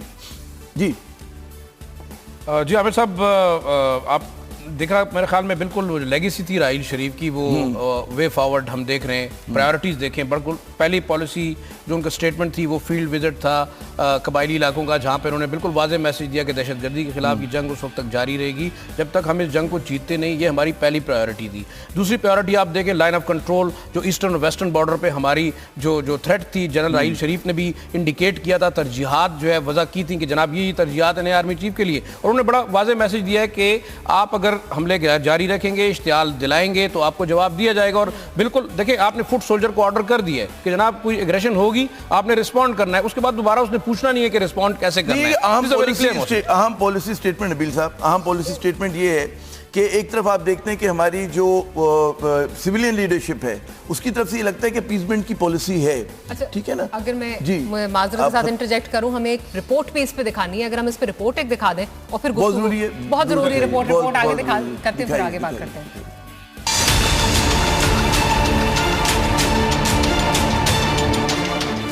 LOC पर भारत की जानिब से बिला इश्तियाल फायरिंग का सिलसिला ताहाल जारी है। Chief of army staff general Qamar Javed Bajwa ने पाक फौज को हिदायत की है कि लाइन ऑफ कंट्रोल पर भारत की जानिब से किसी भी किस्म की जारहियत और खिलाफ वर्जी का भरपूर जवाब दिया जाए। ISPR के मुताबिक आर्मी चीफ ने पाक फौज 10 कोर के हेडक्वार्टर्स और LOC पर मोर्चों का दौरा किया। इस दौरान आर्मी चीफ को लाइन ऑफ कंट्रोल पर सिक्योरिटी सूरत हाल पर ब्रीफिंग दी गई और भारत की जानिब से बिला इश्तियाल फायरिंग और पाक फौज की जानिब से जवाबी कार्रवाई से आगाह किया गया। आर्मी चीफ ने LOC पर तैनात जवानों की बेहतरीन कारकर्दगी को सराहा। उन्होंने कहा कि भारत कश्मीर पर होने वाले मजालिम से दुनिया की तवज्जो हटाने के लिए LOC पर जारहियत का मुजाहरा कर रहा है। आर्मी चीफ ने कहा कि दोनों ममालिक में अमन कायम करने के लिए मसला कश्मीर को अक़वाम मुत्तहिदा की करारदादों के मुताबिक हल करना होगा। कि एक तो हमारी सिविलियन गवर्नमेंट की पॉलिसी है जिसमें नजर आता है कि वो पीसमेंट की तरफ जाती है, वो चाहती है कि हर कीमत पर मुज़ाकरात हों। लेकिन हमारा फौज जो कि पाकिस्तान का सबसे मुनज़्ज़म, सबसे ताकतवर इदारा है, उसके आउटगोइंग आर्मी चीफ ने एक पैगाम दिया, नए आर्मी चीफ का एक बयान है। जो इंस्टीट्यूशनल पॉलिसी है वो आवाम को बहुत उम्मीद देती है। बिल्कुल सही कह रहे हैं। इसमें सिविल गवर्नमेंट की जो कोशिश है वो बहुत बुरी कोशिश नहीं है।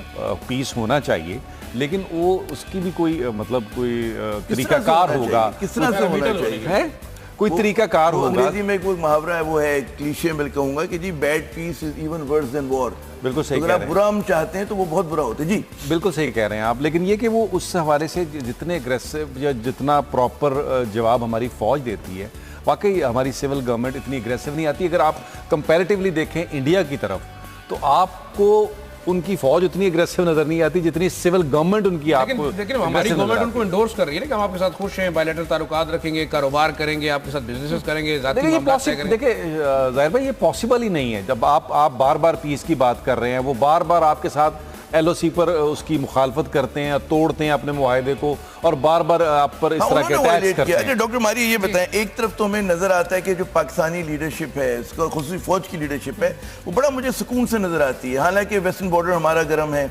हमें पता है कि दहशतगर्दी के खिलाफ लड़ाई भी हो रही है, ये मशरकी महाज हमारा गर्म है, लेकिन उनमें एक कॉन्फिडेंस है, कोई पैनिक सिचुएशन नजर नहीं आती, उसमें कुछ तरह का एंगर नजर नहीं आता जिस तरह वो भारत की तरफ से नजर आते, जंगी जुनून।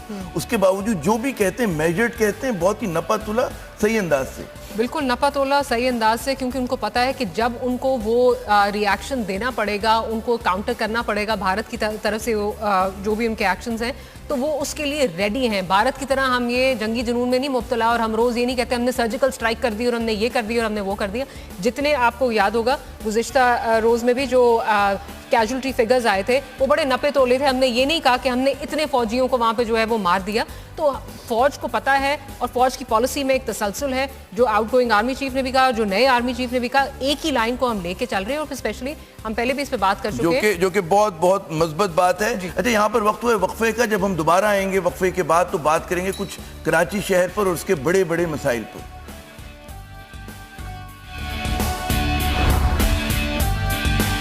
आगे जानिए, क्या वसीम अख्तर कराची का सबसे बड़ा मसला हल कर पाएंगे? पाकिस्तान का नंबर 1 शो टॉप 5 ब्रेकिंग। जनाब, कराची के बहुत बड़े बड़े मसाइल हैं और उसमें एक बहुत बड़ा मसला जिसको लोग मसला नहीं समझते वो है कराची का कचरा।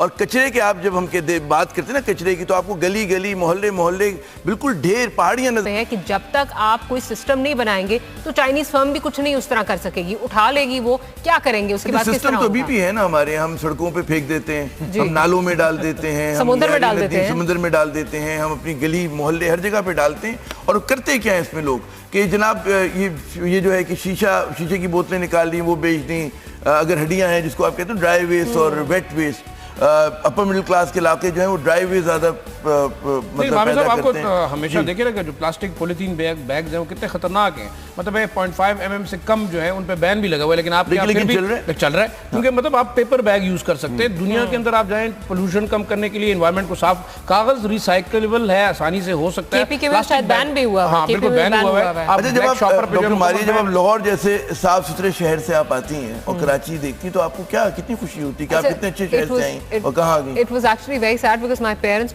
मेरे फादर जो हैं यहाँ पे 9 साल पोस्टेड थे और वो कराची जो उस वक्त का था, अब वो कुछ महीने पहले आए, तो वो आके लिटरली जो है वो रोने वाले हो गए थे कि क्या शहर है, और स्पेशली लाहौर से आके आपको लगता है ये कहाँ आ गए एक टाइम का। तो हाँ, ये शहर क्या था और क्या हो गया, हमारी गुफ्तगू का सिलसिला जारी है, लेकिन यहाँ पर वक्त हुआ एक वक्फे का। वक्फे के बाद दोबारा आते हैं और एक नए मौजू के ऊपर बात करते हैं। आगे देखिए, डॉन लेक्स मामला, कमेटी ने कर ली है इंक्वायरी मुकम्मल। आप देख रहे हैं पाकिस्तान का नंबर 1 शो टॉप 5 का मचा दिया था, उस पे कुछ डेवलपमेंट्स जो हैं वो हुई हैं। कल सीएम पंजाब ने बहावलपुर में अपने मंजूर नज़र जर्नलिस्ट से एक मीटिंग की और उसमें उन्होंने बताया कि 18 नवंबर को सिरल अलमेडा से जो JIT बनाई थी, जो कंट्रोवर्शियल JIT थी, उसने तहकीकात की और सामने ये आया कि स्टोरी सारी एक मनगढ़ंत कहानी थी, फॉल्स स्टोरी थी, कोई इसमें सदाकत नहीं थी। अब इसकी डिटेल्स जो हैं वो हमारे साथ हमारे रिपोर्टर मजहर तुफैल साहब जो हैं वो मौजूद हैं, उनसे ले लेते हैं और फिर अपने पैनलिस्ट से बात करेंगे। मजहर, क्या आप मुझे सुन पा रहे हैं? जी। अच्छा मजहर, जरा थोड़ी डिटेल्स दीजिए। कल जो ये मनपसंद जर्नलिस्ट के साथ मेरा, और मुझे यकीन है आपको नहीं इसमें बुलाया होगा, लेकिन आपके पास इंफॉर्मेशन क्या है इस हवाले से, क्या बताया उन्होंने? मारिया, देखिए पहले तो ये है कि ये बात सामने आ रही थी कि ये खबर जो है ये मजहर साहब की ऑडियो में कुछ इशू आ रहा है, मैं मजहर साहब की ऑडियो जो है वो सही तरह सुनाई नहीं दे रही, अगर दोबारा रिकनेक्ट करें मजहर साहब। हेलो, जी अब आवाज आ रही है। जी मजहर साहब। जी अच्छा मारिया, पहले तो ये बात सामने आ रही थी कि ये खबर जो है ये सिक्योरिटी रिस्क है। अब हुकूमत की ये कोशिश जो अभी सामने आ रही है कि इस खबर को जो है वो टेबल स्टोरी करार देकर तो इस मामले को जो है वो दफन कर दिया जाए। इसमें हुकूमत जो है अपने मनपसंद जो सहाफी हैं और दानश्वर नाम नहाद, उन लोगों का सहारा ले रही है, उन लोगों के जरिए एक नई मूव चलाई जा रही है। और सिरल अलमेडा की स्टोरी के मुतल्लिक जो एक तहकीकाती कमेटी बनी थी नवंबर के अवाइल में जस्टिस रजा की सरबराही में, जिसमें के इंटेलिजेंस ब्यूरो के तमाम लोग, जिसमें के ISI में मिलिट्री इंटेलिजेंस और IB के भी लोग शामिल थे, और उनमें से ISI और MI जो अकॉर्डिंग टू माई सोर्स उन्होंने तो रिजर्वेशन उसी वक्त जाहिर कर दी थी जब पहला इजलास हुआ था, जो कि 4 घंटे से ज्यादा जारी रहा था पंजाब और इस्लामाबाद में जी। और उसमें वजीर दाखिला अचानक नुमदार हुए थे 1 घंटे के लिए और उन्होंने आके पूरी तहकीकाती कमेटी से मुलाकात की। अभी हमें ये नहीं पता कि ISI और MI में यहाँ पे कौन लोग शामिल थे ना, जो नुमाइंदगान थे इस मुबैना JIT ने जिसने क्वेश्चन किया सिरल अलमेडा को, हमें नहीं पता ये कौन थे। जी बिल्कुल ऐसे ही। अब हाल ही में हुकूमत ने ये किया है कि अपने मंजूर नजर जर्नलिस्टों के जरिए एक नई मूव चलाई है, और ये नई मूव उस वक्त हुई है जब वजीर दाखिला लंदन यात्रा से वतन वापस पहुंच चुके हैं, और उसके बाद ही अब ये सारी कार्रवाई शुरू हुई है। अब वफाकी वजारत दाखिला जो है अपने मनपसंद सहाफी और दीगर लोग जो हैं उनके जरिए ये सारा काम कर रही है। अब सहाफियों की आम जर्नलिस्ट की मुझे जरा क्योंकि वक्त हमारे पास कम है, मुझे जरा क्विकली ये बता दीजिए, ये भी कहा जा रहा है जी बहुत बड़ी मरात जो है वो दी जा रही है जर्नलिस्ट को, जरा उस पर भी थोड़ी रोशनी डालिए।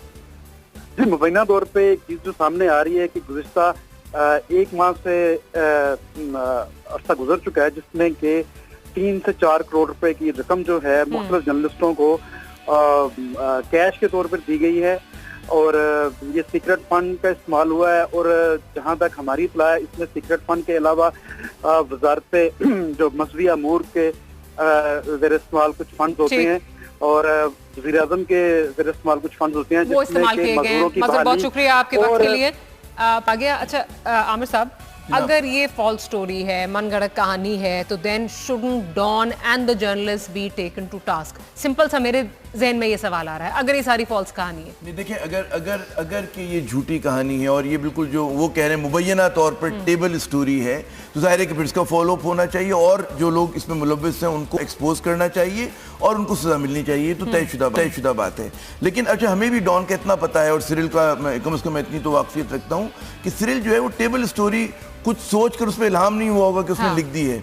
ये खबर उसको किसी ने दी है और सिरिल ने इसको सही समझकर, सच समझकर इस खबर को छापा है या डॉन ने छापा है। तो असल बात में फिर यही कहूंगा कि ये जो हम लोग जिस चीज़ कच्चे का हम लोग इजहार कर रहे थे कि जिस तरह का ये इंक्वायरी कमीशन बनाया गया है, जिस तरह से तहकीकात कर रहा है, ये गालिबन इसलिए नहीं है कि लोगों को एक्सपोज करे, बल्कि इसलिए है कि जो लोग इसमें मुलव्विस हैं इदारों को बदनाम करने में, उनको किसी तरह से बचा ले।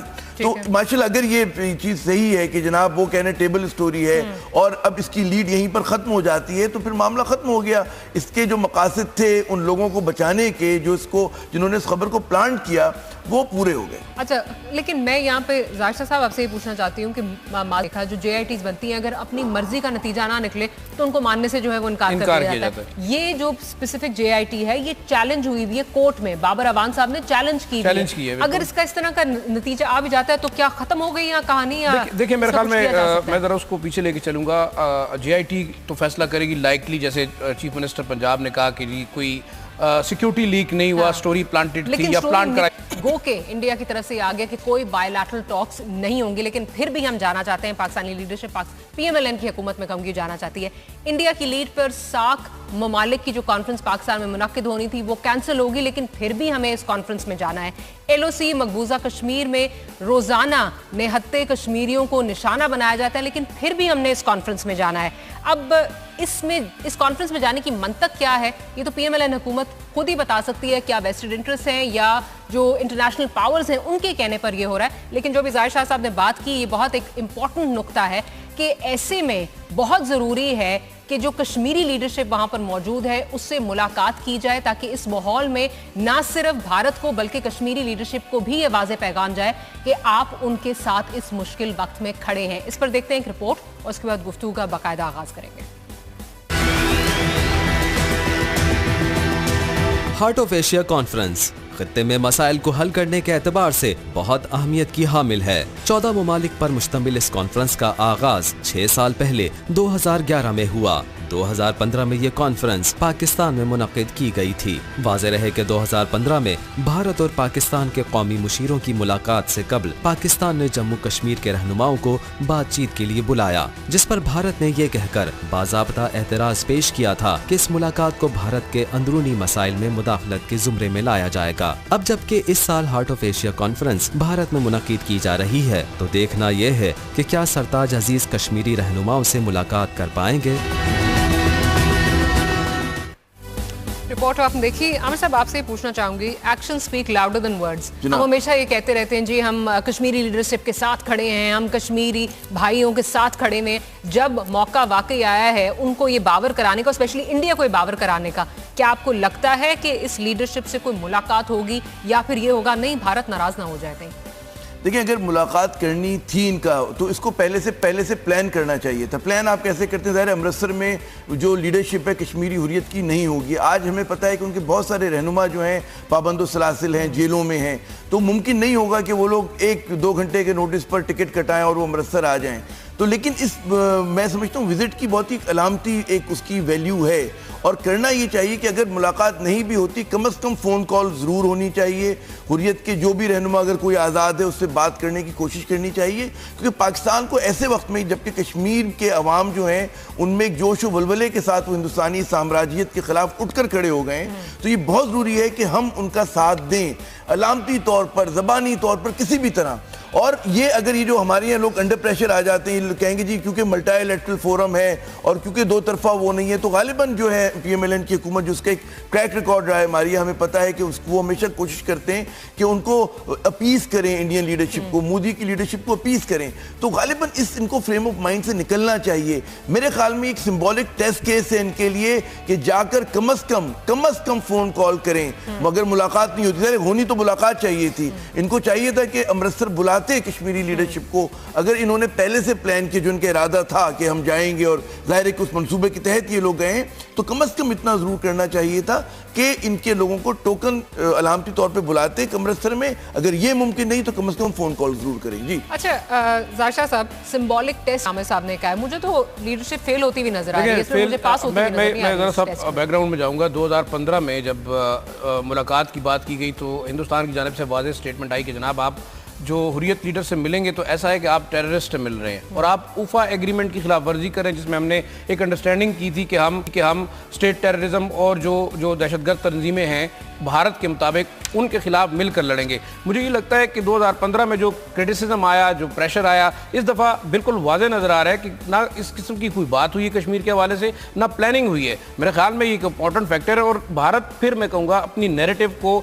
बड़े सक्सेसफुली आगे लेके चल रहा है कि कश्मीर के अंदर होने वाली जो हुर्रियत की जंग है, जो आज़ादी की जंग है, वो असल में टेररिज्म है और पाकिस्तान उसको प्रमोट करे और वो ये भी करेगा। लेकिन स्टेट टेररिज्म के अंदर अफगानिस्तान और हिंदुस्तान का जो मौक़िफ़ होगा इस हार्ट ऑफ एशिया कॉन्फ्रेंस में, जहाँ सरताज अजीज साहब गए हैं, वो यही होगा कि पाकिस्तान स्टेट टेररिज्म कर रहा है अफगानिस्तान के अंदर भी और पाकिस्तान के अंदर भी, जो कि बड़ा कंसर्न है। लेकिन हमारे पास कोई ऐसी प्लानिंग नहीं है कि हम बता सकें कि जो पाकिस्तान के अंदर टेररिज्म हो रहा है, बलूचिस्तान के अंदर जो ट्राइबल एरिया के अंदर, उसको स्पॉन्सर कर रहे हैं NDS और अफगानिस्तान। तो उनको भी स्टेट टेररिज्म रोकना चाहिए जिस तरह वो पाकिस्तान से डिमांड करेंगे। लेकिन अगर ये नैरेटिव है सरताज अजीज साहब का तो फिर तो बात बनती है। लेकिन मेरे ख्याल में बड़ी ज्यादती है कश्मीरी लीडरशिप को ना मिलना, शायद भारत के उस स्टांस को एंडोर्स करना लगता है मुझे, जो कि बड़ा खतरनाक हो सकता है। अच्छा नवीद साहब, ये भी ज़ाहिर शाह साहब ने कहा कोई प्लानिंग नहीं नजर आ रही कि इस तरह की कोई जो है वो आप अपना मौक़िफ़ जो है वो पेश कर सकें, आप अपनी जो आलमी बिरादरी उसको बता सकें। जिस तरह इंडिया लास्ट टाइम जो सुषमा साहिबा आई तो उन्होंने बड़े दबे अल्फाजों में आपको फिर दोबारा जो है वो कहा कि जी आप टेररिज्म कर रहे हैं, आप ये कर रहे हैं, आप भारत में ये इंतहा पसंदी कर रहे हैं, अफगानिस्तान में आप क्या कर रहे हैं।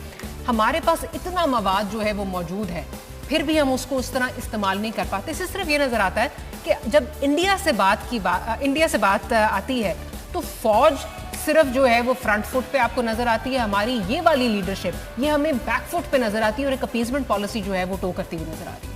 हाँ, बिल्कुल सही कह रहे हैं हमारी, ऐसा बिल्कुल हरगिज़ नहीं होना चाहिए, दोनों को एक पेज पे होना चाहिए। क्योंकि बहरहाल ये बड़ा ज़रूरी है कि तमाम जो फोर्सेस हैं वो मुल्क के हवाले से जो कमांड कर रही हैं वो उनको एक पेज पे होना चाहिए, जो कि ऐसा नज़र नहीं आता।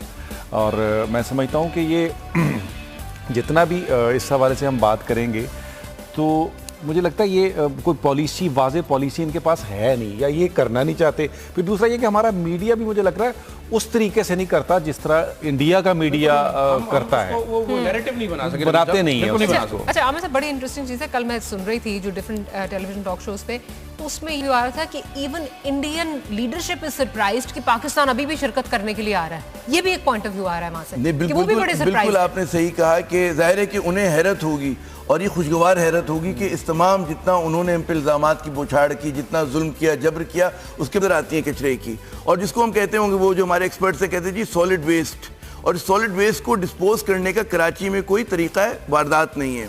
अब हर चीज़ इस मुल्क में अंदाजे के हिसाब से चल रही है, क्योंकि सेंसस नहीं हुआ तो हमें यह भी नहीं पता कि कराची जैसा शहर जो है वो कितना रोज़ाना सॉलिड वेस्ट यानी कि कचरा जो है वो पैदा करता है।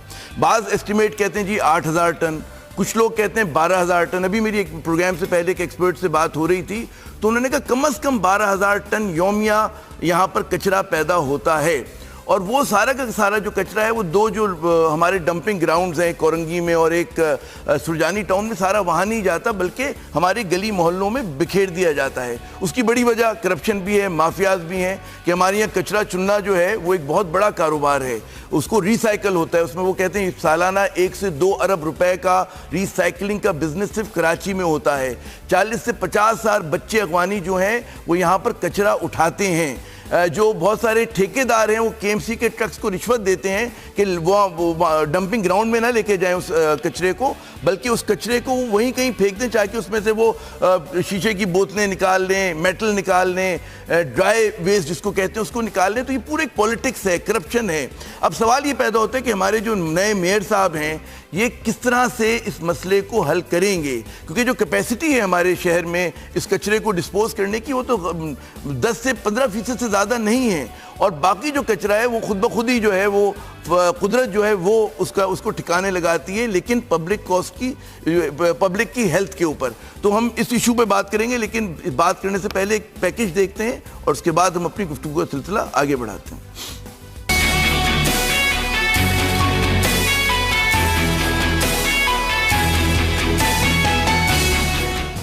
कराची के मेयर वसीम अख्तर अपनी रिहाई के बाद शहर के मसाइल को लेकर हैं पुरअज़्म। मेयर कराची ने महदूद इख्तियारात, फंड्स की किल्लत और बाज हलकों की सख्त मुखालिफत के बावजूद जुमेरात को शहर की किस्मत बदलने का अज़्म लिए 100 रोज़ा सफाई मुहिम का आगाज कर दिया है, जिसमें उन्होंने वजीर आला और वजीर आज़म से भी की है ताउन की अपील। ऐसे शहर में जहां रोजाना 12,000 टन कचरा पैदा होता हो, वहां मुनासिब फंड्स और इंतजामात के बगैर इतना बड़ा कदम उठाना किसी चैलेंज से कम नहीं। लेकिन इसके बावजूद वसीम अख्तर शहर के हालात को लेकर हैं पुरउम्मीद। 100 रोज़ा सफाई मुहिम का आगाज वसीम अख्तर, MQM पाकिस्तान के कन्वीनियर डॉक्टर फारूक सत्तार और डिप्टी कन्वीनियर आमिर खान ने शहर के 3 इजला में झाड़ू लगाकर किया। क्या मेयर कराची का दिखाया गया साफ कराची का ख्वाब इस बार पूरा हो पाएगा? ये आने वाला वक्त बताएगा। नबील साहब, आपने पैकेज मुलाहिजा किया। अच्छा, हमारे यहाँ जो बड़े जोरों शोर से हफ्ता सफाई 100 दिन मनाते हैं आप सफाई के, लेकिन जो साफ रखना, साफ होना जो है, अपने शहर को साफ करना, ये 24/7 365 डेज का काम है। तो ये जो सिंबलिज्म है हमारा, हमने पता नहीं इस तरह कितनी बचपन से देख रहे हैं इस तरह की मुहिमात, और कराची साफ नहीं होता। आपको क्या उम्मीद है? आप तो बड़े एक वो है ना, रजायत पसंद शख्स हैं। जी देखिए आमिर भाई, मसला ये है कि ये वाकई सही बात है। मुझे समझ इस चीज़ की कभी समझ नहीं आती कि जी वो चीफ मिनिस्टर वहाँ घुस गए, वहाँ छापा मारा, ये किया। जब तक आप एक सिस्टम डेवलप नहीं करेंगे उस वक्त तक कोई भी चीज़ काम नहीं करेगी। और ये हफ्ता सफाई मनाना, मतलब ये तो ना समझ आने वाली बात है। ये तो सिस्टम नहीं बनाती, सिस्टम नहीं डेवलप करते, जिसकी वजह से आप, और कुछ मुझे लगता है रिस्पॉन्सिबिलिटी हुकूमत की तो है ही है, आम लोगों की भी बड़ी रिस्पॉन्सिबिलिटी है। मैंने देखा है लोग 4 कदम चल के कचरा कुंडी में कचरा नहीं फेंकते, वहीं से हमारे जो घर की मासी, लेकिन उन्हें पता है कि अगर वो कुछ कचरा कुंडी में फेंक देंगे तो जो बल्दिया का ट्रक है वो उस कचरे को सड़क पे फेंक देगा। ये भी पॉसिबिलिटी है। और वरना ये होगा कि वहां जला दिया जाएगा। वो फेंकता हुआ पूरी सड़कों में भी जब गुजर जाता है, ऐसा भी होता है, देखने में आया है। तो मुझे लगता है ये सबसे पहले हमें देखिए, सिविक सेंस का जो मामला है वो आप जब अल्टीमेटली जाते जाते जाएंगे तो वो आपको लगेगा कि एजुकेशन से भी रिलेट होता है। फिर सबसे बड़ा अलमिया हमारे यहाँ कोई सिस्टम, किसी जगह का भी सिस्टम, और कराची में तो आपको पता है, कराची मेरा ख्याल दुनिया का वाहिद वो शहर है जहाँ सबसे ज़्यादा आपको पोल्यूशन नज़र आती है, क्राइम्स नज़र आते हैं। मुझे लगता है ये जब तक हम अपने कोई एक आदमी नहीं कुछ कर सकता आमिर भाई, जब तक हम सिस्टम अपने पक्के नहीं करेंगे। एक तो सिस्टम को हमें बिल्कुल बनाना चाहिए, शहरियों को, जो आपने कहा अपनी उनकी जिम्मेदारी है। अभी वक्फे में जो हम बात कर रहे थे ज़ाहिर शाह साहब, वो बात कर रहे थे जी कचरे की मईशत पर। अब कराची में 102 अरब रुपए का ये धंधा है कम अज कम है।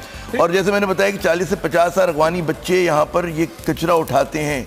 आप कुछ इस पर रोशनी डालें, क्या पैसे कहाँ बनते हैं? मुझे 2 चीज़ें लगती हैं पाकिस्तान के अंदर, या तो अशराफिया काम नहीं करती और या जो है जो सफाई वाला महकमा है वो काम नहीं करता। ये कराची की बात नहीं, या पाकिस्तान में कहीं भी चले जाएं आपको गंदगी नज़र आएगी। और मेरे ख्याल में एक शहर की खूबसूरती और उसकी जो हम कल्चरल वैल्यूज़ है ना, वहाँ पे होने वाली सफाई से उसका अंदाज़ा लगा सकते हैं। अब एक बच्चा दिन में 2-3 हज़ार रुपये कमाता है इस तमाम तर सॉलिड वेस्ट की जो वो उठाता है मुख्तलिफ इलाकों से, लेकिन इसके बावजूद अगर हम देखें के अंदर इस वक्त जो मेयर साहब ने मुहिम शुरू की है वो भी बड़ी बड़ी टेक्निकल नज़र आ रही है। दूसरी तरफ अगर हम देखें 2018 का इलेक्शन लगता है कचरा पॉलिटिक्स के ऊपर होगा, क्योंकि सिंध गवर्नमेंट ने भी जो है चाइना से जदीद मशीनरी मंगवाई है कचरा उठाने के लिए।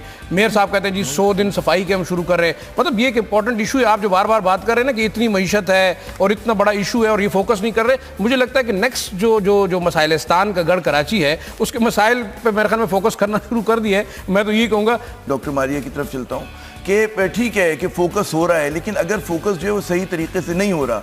अब जो नबील साहब कहते हैं जी सिस्टम बनना चाहिए, सिस्टम तो ये शहर में बनता है कि जी आप बल्दियात को इख्तियारात दे देते हैं। और डॉक्टर मारिया, आपको पता है कि हमारी बल्दिया की क्या हालत है, कुछ रोशनी डालिए तो इस पर। अच्छा, एक तो मुझे जहाँ तक हमारे शहर के मसाइल हैं उसमें मुझे लगता है कि हम जो मसाइल हैं वो फंस गए हैं लोकल गवर्नमेंट मिनिस्टर जो कि सिंध गवर्नमेंट के हैं और लोकल बॉडीज के दरमियान, और इख्तियारात की एक जंग जो है वो जारी है। अगले दिन भी हमने देखा कि किस तरह जो असेंबली में लीडर ऑफ द ऑपोजिशन किस तरह उन्होंने तनकीद का निशाना बनाया सिंध हुकूमत को। अब आपने KMC के सारे इख्तियारात जो हैं वो ले लिए हैं, सॉलिड वेस्ट मैनेजमेंट डिपार्टमेंट आपने KMC से लेके अपने पास जो है उसको रख लिया, और अब आप कह रहे हैं किसी चाइनीज़ फर्म को आप देंगे। ये जो मर्जी कर लें। नबील साहब ने जो बात की है वो बेसिक पॉइंट यहाँ